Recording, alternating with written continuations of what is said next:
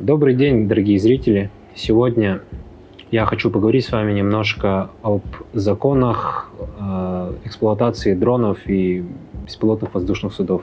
Так, с 1 марта вступил закон, что все дроны массой от 150 граммов до 30 килограммов нужно ставить на учет в единую систему организации воздушного движения. Сделать это можно через портал госуслуги. Вводите туда данные, серийный номер вашего дрона. Серийный номер дрона вы можете найти на дне коробки.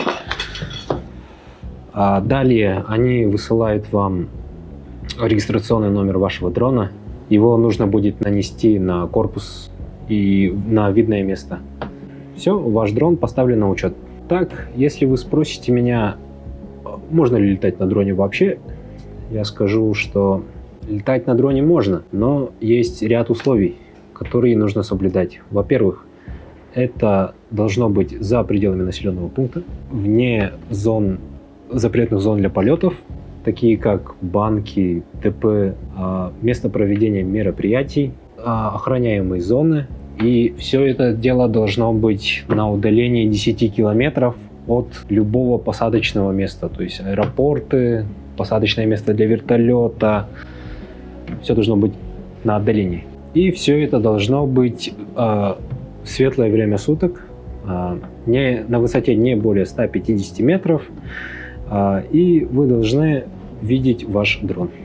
Все эти запретные зоны и места, диспетчерские узловые зоны, вы можете посмотреть на цифровой карте беспилотных воздушных судов.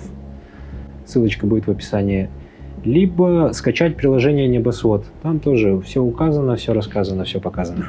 А если вы хотите полетать внутри населенного пункта, вам потребуется, во-первых, получить разрешение у органов местного самоуправления, то бишь у правительства, и согласовать план полета с ЕС ОРВД. Вы отправляете им свой план полета и конкретно сотрудничаете с ними на время выполнения этого полета.